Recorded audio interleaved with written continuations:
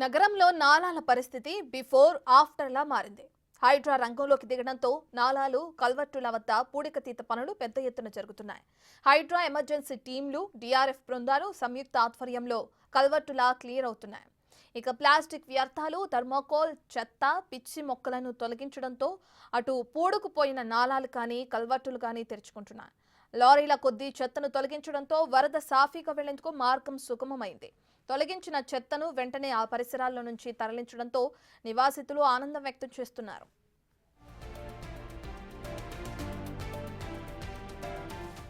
ఈ నెల 1వ తేదీ నుంచి హైడ్రా ఎమర్జెన్సీ టీంలు, డిఆర్ఎఫ్ బృందాలు సంయుక్త ఆధ్వర్యంలో ఆపరేషన్ నాలా, కల్వర్టుల క్లీనింగ్ పనులు మొదలయ్యాయి.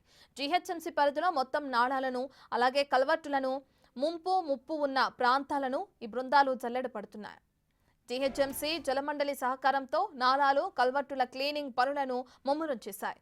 వర్షం పడినప్పుడు వరద నీరు నిలబడకుండా, రోడ్లపై ట్రాఫిక్ జామ్ ఏర్పడకుండా పర్యవేక్షించే బృందాలు వర్షం లేని ఖాళీ సమయాన్ని నాలాలు, కల్వర్టులు, మ్యాన్ హోల్స్ క్లియర్ చేసే పనుల్లో నిమగ్నమయ్యాయి.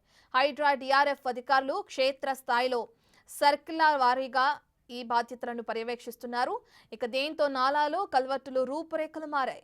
పిచ్చి మొక్కలతో పేరుకుపోయిన చెత్తతో ఉన్న మ్యాన్ హోల్స్, కల్వర్టులతో ఇబ్బందులు పడ్డ ప్రజలు ఇప్పుడు ఊపిరి పీల్చుకుంటున్నారు.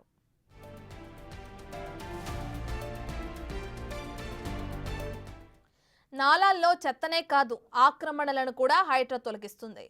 ఖైరతాబాద్ శ్రీధర్ ఫంక్షన్ హాల్ వద్ద బుల్కాపూల్ నాలా ఆక్రమణలను తొలగించింది. కూకట్పల్లి ఐడియల్ చెరువు నాలా ఆక్రమణలను తొలగించారు హైడ్రా అధికారులు.